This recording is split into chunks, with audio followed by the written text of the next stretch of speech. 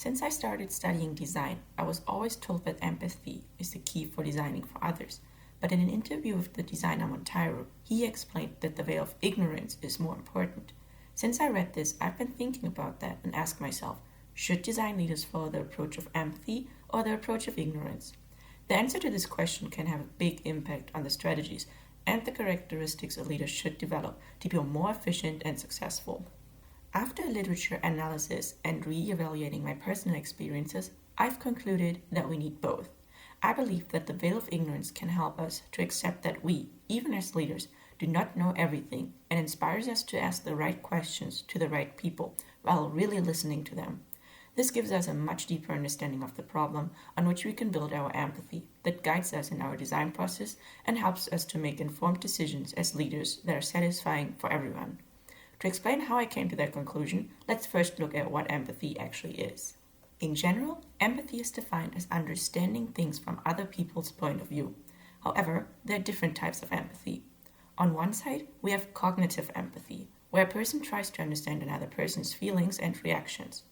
Then we have affective empathy, where someone actually feels and shares the experiences of another person. As designers and leaders, I think we apply cognitive empathy.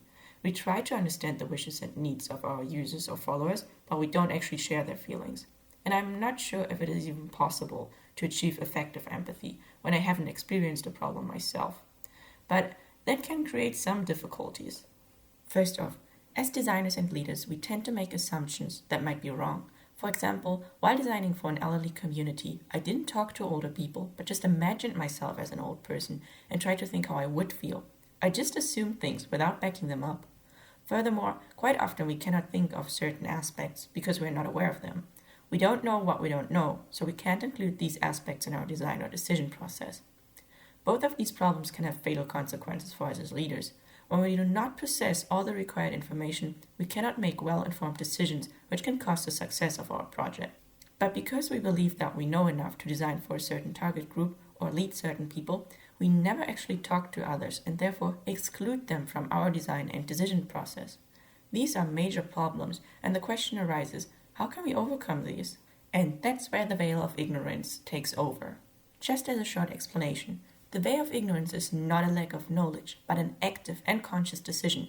Behind this veil, we should imagine that one day we wake up as a new person, but we don't know what role we will be assigned.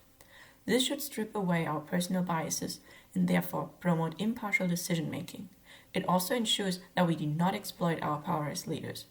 But how can we use that system when we design or lead? In a first step, we have to adapt the veil and consciously choose to be ignorant and accept the fact that we don't know what we don't know. This way, we instill curiosity, one of the most important characteristics for designers and leaders, and we are willing to explore identified gaps. Then, we have to surround us with people who are not like us. We have to include the people who actually experience the problems we want to design for, and therefore can conduct effective empathy. They help us to truly understand the problems, and we can include all this new information into our designs and make well-informed decisions. But I think that's not enough either. Just like empathy, the veil of ignorance has some disadvantages. Because at the end of the day, we are still designers and leaders and have to make the final call. Some people use the veil of ignorance as an excuse to avoid creating their own ideas and making decisions. So at a certain point, we have to use the information given to us and the new developed empathy to make our own decisions, while at the same time confirm that these decisions will fulfill our responsibilities as leaders.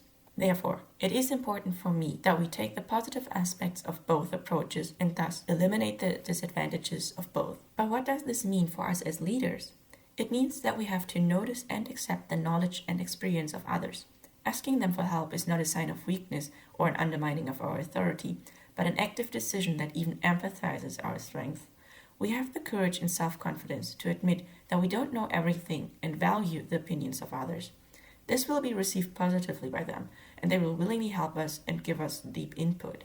In these situations, we as leaders must recognize that we have to give the leadership into the hands of others and follow them instead. However, we must also recognize when the phase of gathering information is over and we have to take the lead again. Based on the new insights we gained, we can then develop our own ideas and make decisions and fulfill our responsibilities as leaders. This process does not only increase the chances of success for our project, but let us grow as leaders as well. Thank you.